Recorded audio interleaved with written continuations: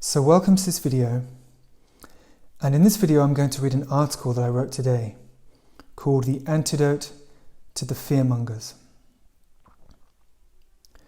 So we are regularly told by the mainstream media who the bad guys are, who has done what to whom, and how we should feel about them, how angry we should feel.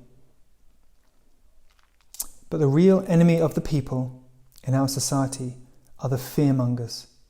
Those who repeatedly, and it often seems strategically, spread fear, pessimism, doom and gloom via our screens, radios, newspapers, books and magazines, including to young audiences. The fear and negativity that is pouring out into our society via the mainstream media really is like a poison for the human spirit. As sensitive living creatures, we do not benefit one iota from having fear and negativity poured into our minds. But what we certainly do need more of is more faith, more hope, and more joy. Where are the faith, hope, and joy mongers? They are generally not in the mainstream media. No, they are you and me. We now have to take full responsibility for this, for dishing out the spiritual nutrition that everybody needs. And we need to do it daily, en masse, via social media. It is the antidote to the message of fear and pessimism, and it is urgently needed, now more than ever. Faith, hope, and joy allow God to work miracles, I assure you. So what do we do about the fearmongers in the media?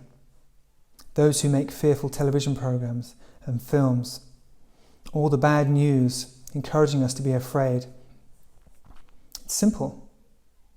We ignore them. If you ignore them, they have zero power over you, over your thoughts, over your mind, over the state of your heart. Zero power. Stop watching their dark and violent programs and films. Stop reading the doom-laden newspapers and magazines. Stop clicking on the negative and sensationalist YouTube videos. Stop reading all the scary and dystopian books.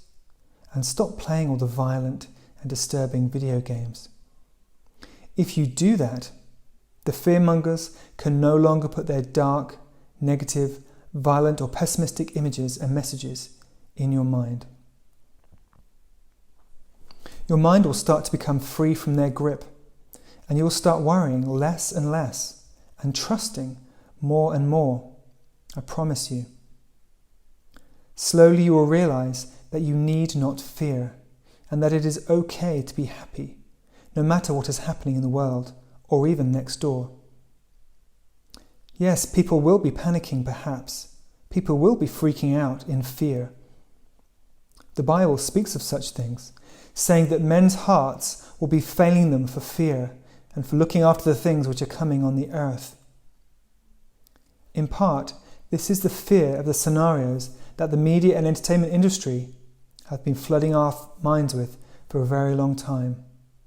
Zombies, doom, escape rooms, ghosts, demons, dystopia, war, apocalypse, and so on.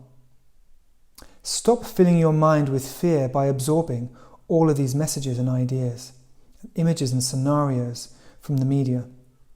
Turn your mind back to the source of goodness, love, and peace, which is God.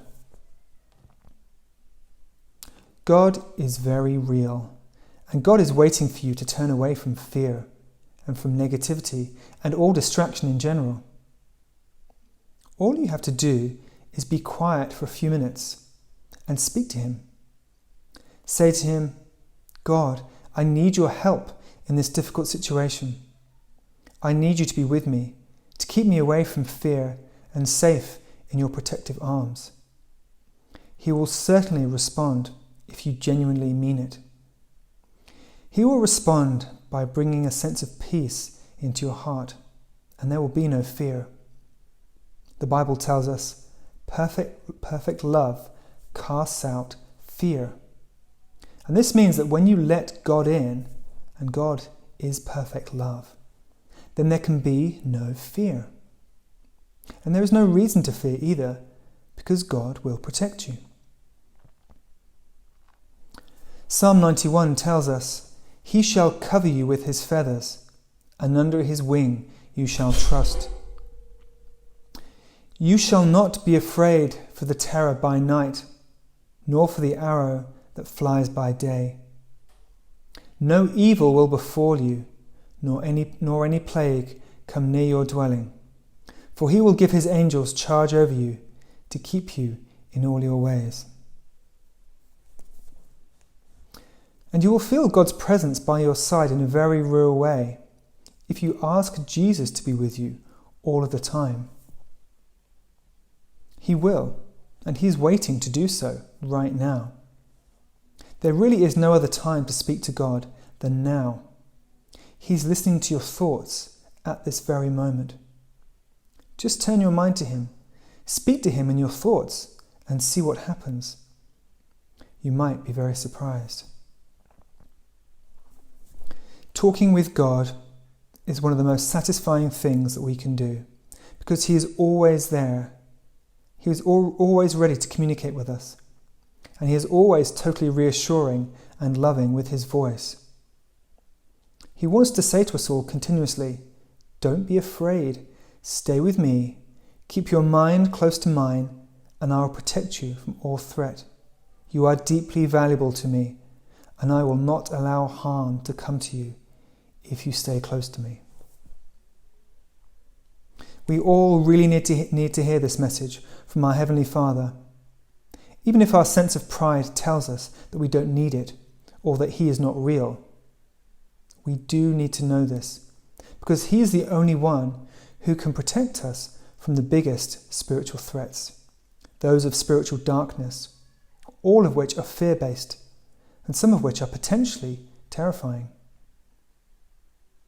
Such threats cannot be in God's presence, just as it is impossible to see darkness next to a candle flame. Darkness cannot be there because the light doesn't allow it. God is the most powerful spiritual light in the universe, and if you remain close to him, you will always dwell in the light. You will always be protected. Be open-minded enough to take a minute now and speak to God, just as you would to a friend. Tell him you want to feel safe and protected. And if you're feeling scared, then tell him that too. He will bring peace into your heart like nothing else in the universe can. And then take a leap of faith and call upon Jesus too. He loves you and is ready and willing to be with you 24/7.